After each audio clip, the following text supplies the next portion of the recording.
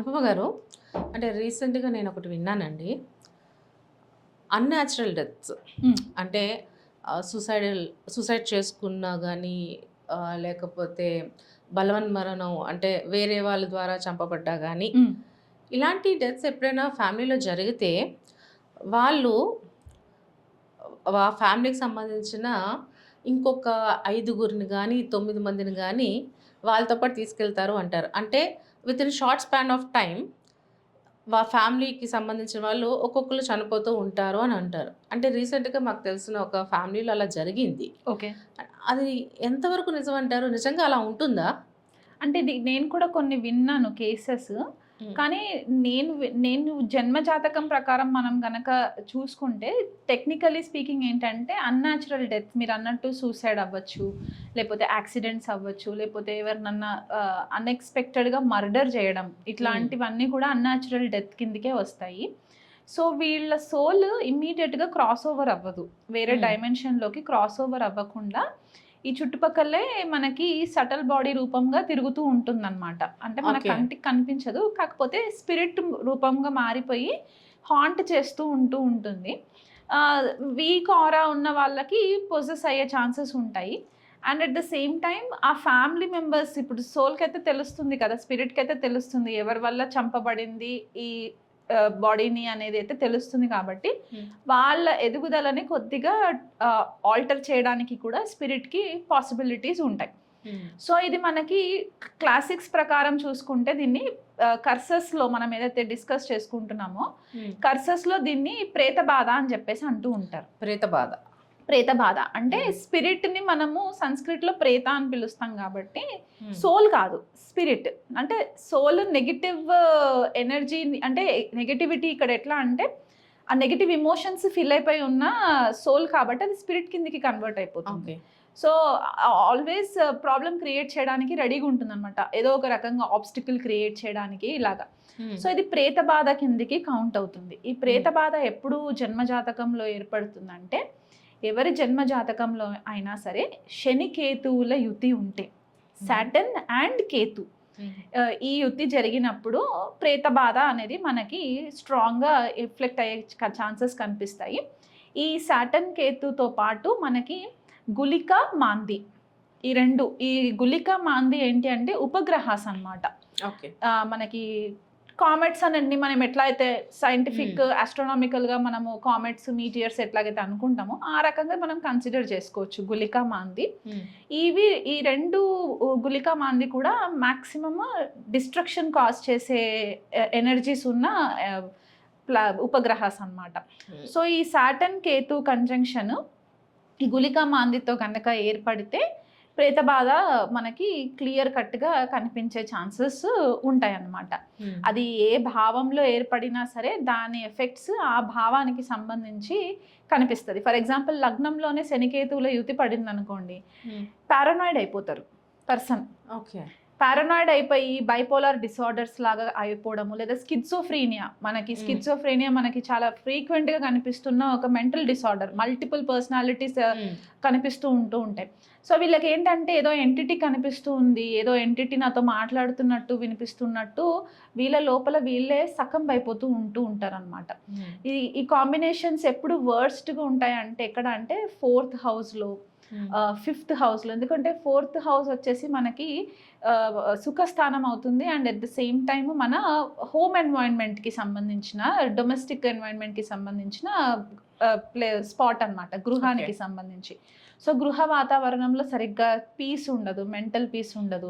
వీళ్ళున్న ప్లేస్‌లో కూడా ఏదో ఒక ఎంటిటీ పొసెస్డ్ ఉన్నట్టు కూడా వీళ్ళు ఫీల్ అవుతూ ఉంటారు. మదర్‌తో హ్మ్. రిలేషన్‌షిప్ బావుండదు. మదర్ హ్మ్. కూడా కొన్నిసార్లు అబ్సెన్స్ ఉంటుంది. అంటే వాళ్ళు ఎదిగే టైంలో హ్మ్. కొన్నిసార్లు బయోలాజికల్‌గా అబ్సెంట్ అయిపోవచ్చు. Through cause of death. హ్మ్. లేదా ఒకవేళ ప్రెజెంట్ ఫిజికల్లీ అవైలబుల్ ఉన్నా ఎమోషనల్లీ, సైకలాజికల్లీ అక్కడ మదర్ సపోర్ట్ ఉండకపోవచ్చు. హ్మ్.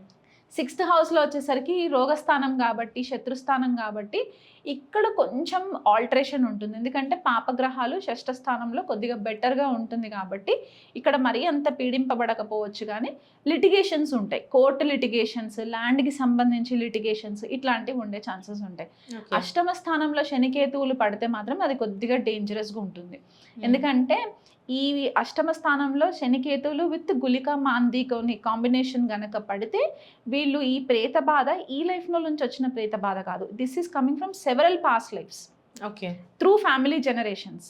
అండ్ 12th హౌస్లో కూడా ఇంచుమించు అంతే. 12th హౌస్లోకి వచ్చేసరికి ఏంటంటే శనికేతువులు 12th హౌస్లో ఉంటే ఆపోజిట్లో రాహు ఉంటుంది. అండ్ 6th హౌస్ శనికేతువులు అయినా సరే ఈ 12 అండ్ 6 కాంబినేషన్ కనుక పడితే లగ్నం నుంచి కానీ చంద్రరాశి నుంచి కానీ పడితే ఇది ఒక రకంగా ప్రేత బాధతో పాటు బంధన యోగా కిందికి కూడా వస్తుంది. బంధన యోగా అంటే మనకి జైలు యోగా అని చెప్పేసి అంటారు, ఇంప్రిజన్మెంట్. మీరు టెక్నికల్గా జైల్లోకి వెళ్ళి ఉండాలని రూల్ ఏం లేదు, but you will be trapped in a situation అనమాట.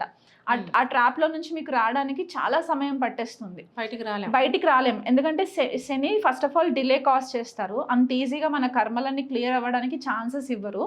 అందులో కేతు ఏంటంటే కేతుకి తల ఉండదు, ఫ్రమ్ ద వేస్టే ఉంటుంది, పొట్ట దగ్గర నుంచి తనకి బాడీ ఉంటుంది కాబట్టి హెడ్లెస్ యాక్టివిటీస్ ఎక్కువైపోతూ ఉంటాయి. మనం ఏదైనా గైడెన్స్ ఇస్తున్నా కూడా వాళ్ళు గైడెన్స్ తీసుకోరు.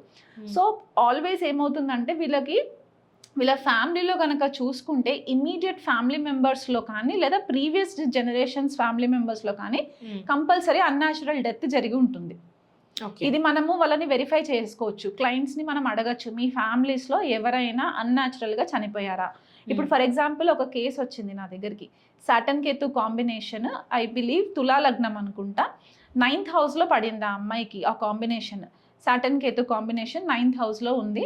నేను అడగడం జరిగిందనమాట, ఫ్యామిలీలో ఎవరన్నా సూసైడ్ చేసుకున్నారా అంటే ఫస్ట్ డినై చేసింది. అంటే ఆలోచించే టైం ఇచ్చినా కూడా అమ్మాయి నాకు ఇమీడియట్గా రెస్పాండ్ అవ్వలేదు. బట్ ఈవెన్చువల్లీ చెప్పింది ఏంటంటే వాళ్ళ గ్రాండ్ ఫాదర్ సూసైడ్ చేసుకున్నారు. ఎందుకంటే మనకి 9th హౌస్ మనకి ఫాదర్ గ్రాండ్ ఫాదర్స్ని కూడా రిప్రజెంట్ చేస్తుంది కాబట్టి అలాగా కొన్ని కేసెస్. ఇంకొక కేసు 12th హౌస్లో combination Saturn Ketu combination, father committed suicide, hang చేసుకున్నారు. సో ఈ కాంబినేషన్ పడినప్పుడు ఏమవుతుందంటే ఈ పర్టిక్యులర్ ఫ్యామిలీ మెంబర్ ఎవరైతే అన్యాచురల్గా చనిపోయారో వాళ్ళు ప్రేత యోనిలో స్టక్ అయిపోతారు అనమాట. ఆ స్టక్ అయిపోయి వీళ్ళకి ముందుకు జరగడానికి, లైఫ్ వీళ్ళకి ఫార్వర్డ్ అవ్వడానికి ఆబ్స్టికల్స్ క్రియేట్ చేస్తూ ఉంటారు. ఏదో ఒక ఇష్యూ వస్తూనే ఉంటుంది. ఏదో అంటే వీళ్ళకి ఫస్ట్ సాటర్న్ కేతు కాంబినేషన్ చార్ట్లో ఉంది అంటే వీళ్ళ కెరియర్లో ప్రాబ్లమ్స్ వస్తాయి. ఎందుకు కెరియర్లో ప్రాబ్లమ్స్ వస్తాయంటే సాటర్న్ కర్మకారకుడు, మన ప్రొఫెషన్కి కారకుడు. కేతు ఏంటంటే కట్ చేసేస్తూ ఉంటాడు, ప్రతిదీ కట్, డిటాచ్మెంట్. సో వీళ్ళకి చేసే జాబ్ సాటిస్ఫాక్షన్ ఉండదు, లేదా వీళ్ళకి జాబ్స్ వస్తున్నా కూడా అక్కడ ప్రాజెక్ట్స్ చేంజ్ అయిపోవడము, వీళ్ళు లే ఆఫ్ అయిపోవడము, అలా కూడా కొన్నిసార్లు డిస్టర్బెన్సెస్, మల్టిపుల్ జాబ్స్ చేంజ్ చేస్తూ ఉంటారు. కొన్నిసార్లు వర్స్ట్ కేస్ సినారియోస్లో మీనియల్ జాబ్స్ చేసే పరిస్థితి కూడా కనిపిస్తూ ఉంటుంది, అంటే బ్లూ కాలర్ జాబ్స్, ఆ స్థాయికి కూడా వెళ్ళే ఛాన్సెస్ ఉంటాయి. అది కాకుండా కొన్నిసార్లు ఏమవుతుందంటే కొన్ని కేసెస్లో చాలా హై లెవెల్ పొజిషన్స్లో ఉంటారు. అంటే ఫర్ ఎగ్జాంపుల్ ఒక ఆర్గనైజేషన్కి వీపీ లాగా, డైరెక్టర్స్ లాగా ఉన్న వాళ్ళు కూడా ఈ సాటర్న్ కేతు కంజంక్షన్ ఎప్పుడు యాక్టివేషన్లోకి వస్తుందంటే సాటర్న్ మహాదశ కానీ, సాటర్న్ అంతర్దశ కానీ, లేదా కేతు మహాదశ, కేతు అంతర్దశ, ఇట్లాంటి టైంలో, లేదా ఈ పర్టిక్యులర్ కాంబినేషన్ పైనుంచి మళ్ళీ ట్రాన్సిట్లో కనుక కేతు కానీ, సాటర్న్ కానీ, లేదా రాహు కానీ ఇట్లాంటి ప్లానెట్స్ ట్రాన్సిషన్ అయినప్పుడు వీళ్ళకి సడన్గా ఒక హై లెవెల్ నుంచి కింద స్థాయికి పడిపోవడం, అంటే సడన్గా ఏదైనా స్కాండిల్లో ఇరికిపోవడము, లేదా సడన్గా కంపెనీ బ్యాంక్రప్సీ అయ్యి జాబ్స్ పోవడము, అందులో ఫస్ట్ హై పేయింగ్ జాబ్స్లో ఉన్న వాళ్ళు సడన్గా వాళ్ళనే తీసేస్తారు కాబట్టి కాస్ట్ కటింగ్, అలా వీళ్ళ జాబ్స్ పోవడం, ఇలాంటి కేసెస్ కూడా మనకి కనిపిస్తూ ఉంటాయి. అంటే ఇవన్నీ కూడా ఒక అన్యాచురల్ డెత్ జరగడం వల్లే జరుగుతాయి. ఎస్, ఈ కాంబినేషన్ ఆ మెయిన్ ప్రేత బాధ అనమాట. అంటిల్ అండ్ అన్లెస్ ఆ పర్టిక్యులర్ ప్రేత బాధ నివారణ పూజ చేస్తే తప్ప వాళ్ళకి దీనికి సొల్యూషన్ ఉండదు. అది కూడా త్రయంబకేశ్వర్ వెళ్ళాలా? లేదు, ఈ స్పెసిఫిక్ ప్రేత బాధ గురించి గరుడ పురాణంలో ఉంటుంది. దీనికి స్పెసిఫిక్గా రెమెడీ గరుడ పురాణంలో చెప్పబడింది ఏంటి అంటే వృషోసర్జన పూజ చేయించాలి. అంటే ఒక ఆవుకి ఒక ఎద్దుకి పెళ్లి చేస్తారు. పెళ్లి చేసిన తర్వాత ఆవునేమో బ్రాహ్మణులకి దానం ఇచ్చేస్తారు, ఎద్దునేమో అలా వీధుల్లోకి వదిలేస్తారు.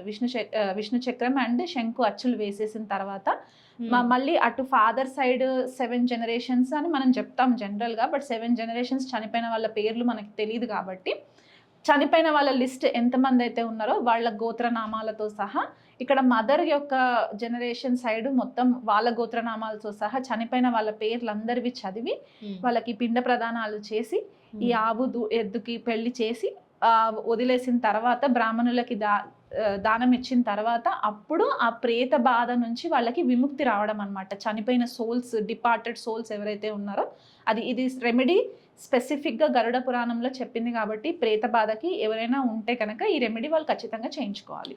అంటే ఇందాక నేను స్టార్టింగ్ క్వశ్చన్ అడిగినప్పుడు అన్‌నాచురల్ డెత్ అయినప్పుడు వాళ్ళ ఫ్యామిలీస్‌లో ఇంకా కొన్ని డెత్స్ అవుతుంటాయి. ఆ 1 ఇయర్‌లోనో, 2 ఇయర్స్ స్పాన్‌లోనో వరుసగా నలుగురో, ఐదుగురో చనిపోతూ ఉంటారు. మరి దానికి ఏంటి కనెక్టివిటీ? ఇప్పుడు అది ఆ పర్టిక్యులర్ రీజనింగ్ ఏంటి అంటే ఆ చనిపోయిన వ్యక్తి ఎలాంటి నక్షత్రాలలో చనిపోయారు. ఇప్పుడు మనకి త్రిపుష్కర నక్షత్రాలు ఉంటాయి, ద్విపుష్కర నక్షత్రాలు ఉంటాయి, పంచక నక్షత్రాలు ఉంటాయి. ఒకవేళ ఇప్పుడు పంచక నక్షత్రాలు అనుకున్నాం అనుకోండి, ధనిష్ట, శతభిష, పూర్వ భాద్రపద, ఉత్తర భాద్రపద, రేవతి. ఈ లాస్ట్ 5 నక్షత్రాస్ అవుట్ ఆఫ్ 27 నక్షత్రాస్ ఈ 5 నక్షత్రాస్ చాలా ఇంటెన్స్ అన్నమాట. ఈ నక్షత్రాలలో ఎటువంటి శుభకార్యాలు జరగడానికి అంతగా చేయరు. లైక్ హౌస్ కన్స్ట్రక్షన్ అవ్వచ్చు, ఇట్లాంటివి చేయడానికి వీల్లేదు అని చెప్పేసి మనకి ముహూర్త చింతామణిలో కూడా ఉంటుంది. ఈ నక్షత్రాలలో ఎవరైనా వ్యక్తి చనిపోతే ఇమీడియట్ 1 మంత్ లోపు, టెక్నికలీ 10 డేస్ లోపు అంటారు. ఒకవేళ 10 డేస్ కుదరకపోతే 1 మంత్ లోపు ఉదక శాంతి పూజ అని ఒకటి చేస్తారు. ఆ ఉదక శాంతి పూజ ఒక 6 అవర్స్ వరకు ఉంటుంది. ఆ పూజ చేసిన తర్వాత ఆ పర్టికులర్ దోషము కంటిన్యూ అవ్వదు. కానీ కొంతమంది ఫ్యామిలీస్కి తెలియదు కాబట్టి ఈ ఉదక శాంతి పూజ చేయకుండా ఆ పంచక నక్షత్రాలలో చనిపోయిన వ్యక్తి అదే ఇంట్లో గనక వాళ్ళు ఉంటే గనక వాళ్ళకి తెలియకుండానే వాళ్ళ ఫ్యామిలీస్లో కంటిన్యూషన్, వాళ్ళ ఫ్యామిలీ కానివ్వండి లేకపోతే వాళ్ళ లొకాలిటీలో ఒక 5 డెత్స్ మినిమం జరుగుతాయి అని చెప్పేసి మనకి క్లియర్గా రాసుంది, శాస్త్రాలలో రాసుంది కాబట్టి మనం డిస్కస్ చేస్తున్నాము. స్పెసిఫిక్గా పూర్వభాద్ర నక్షత్ర చాలా ప్రామినెంట్ అయిపోతుంది. ఎందుకంటే పూర్వభాద్ర నక్షత్ర, ఉత్తరభాద్ర నక్షత్ర సింబాలిజం కూడా మనకి చనిపోయినప్పుడు ఫ్యూనరల్ కాట్ ఉంటుంది కదా, ఆ ఫ్యూనరల్ కాట్ని రిప్రజెంట్ చేస్తుంది. ఈ నక్షత్రాలు వచ్చినప్పుడు సౌత్ డైరెక్షన్లో ట్రావెల్ చేయొద్దు అని చెప్పేసి కూడా మనకి ముహూర్త చింతామణిలో ఇన్ఫర్మేషన్ ఉందన్నమాట. ఎందుకంటే సౌత్ సైడ్ మనకి యముడు రూల్ చేస్తూ ఉంటారు. సో ఈ డైరెక్షన్లో ఆ నక్షత్రాలలో ఉన్నప్పుడు ఏంటి అంటే వీఆర్ ఇన్వైటింగ్ డెత్ అని చెప్పేసి అది సింబాలికల్గా ఉంటుంది. కాబట్టి ఈ నక్షత్రాలలో వచ్చినప్పుడు అవి చేయకూడదు అని చెప్పేసి ట్రావెలింగ్ చేయడము, లేకపోతే గృహ ప్రవేశాలకి భూములు తవ్వడము, భూమి పూజ చేయడము, ఇట్లాంటివి చేయడానికి నిషేధం అన్నమాట. సో ఏదైనా సరే 5 ఫోల్డ్ ఎనర్జీ ఉంటుంది పంచకాకి, 5 ఫోల్డ్ ఎనర్జీ, అది మల్టిప్లై అవుతుంది. సో ఆ టైంలో కొన్ని ఆస్పీషియస్ యాక్టివిటీస్ 5 టైమ్స్ మల్టిప్లై అవుతుంది. But most of the time auspicious functions అయితే చేయరు. నెగిటివిటీ ఇట్లాంటి డెత్ జరిగినప్పుడు ఏంటంటే దానికి ఖచ్చితంగా రెమెడీ చేసుకోవాలి. కర్మ చేసిన వాళ్ళే ఉదక శాంతి పూజకి కూర్చోవాల్సి వస్తుంది అనమాట. సో వాళ్ళు ఖచ్చితంగా పూజ చేయించుకోవాలి. ఖచ్చితంగా అవి చూపించుకుని చేసుకోవాల్సిందే, లేకపోతే ఎక్కడో చోట దెబ్బ కొడుతూనే ఉంటుంది. ఇప్పుడు ఈ ఇన్ఫర్మేషన్ తెలిసిన వాళ్ళు ఒకవేళ వాళ్ళ సోషల్ సర్కిల్లో గనక ఎవరైనా ఆ పంచక నక్షత్రాలలో చనిపోయి ఈ ఇన్ఫర్మేషన్ తెలిసి వాళ్ళకి చెప్పకపోయినా కూడా ఒక సిన్ లాగా కన్సిడర్ అవుతుంది. సో ఇట్ ఈస్ బెటర్ మనకు తెలుసుకొని వేరే వాళ్ళకి మనకి గైడ్ చేయడానికి కూడా ఇది చాలా ఇంపార్టెంట్ అన్నమాట. ఓకే. రీసెంట్గా మా కాలనీలో ఒక అతను పంచక నక్షత్రంలో చనిపోయారు. వాళ్ళు ప్రాపర్గా రెమెడీస్ చేసుకోలేదు. 1 ఇయర్లో ఆ లొకాలిటీలో 5 మెంబర్స్ చనిపోయారు. ఓకే. సో ఇది ఫ్యామిలీ మెంబర్స్ వాళ్ళ చుట్టాలకి వాళ్ళకే కాకుండా మొత్తం ఎంటైర్ లొకాలిటీకి కూడా ఎఫెక్ట్ అవుతుంది పంచక. ఓకే. పంచక ఎఫెక్ట్ అవుతుంది, చాలా సివియర్గా ఉంటుంది.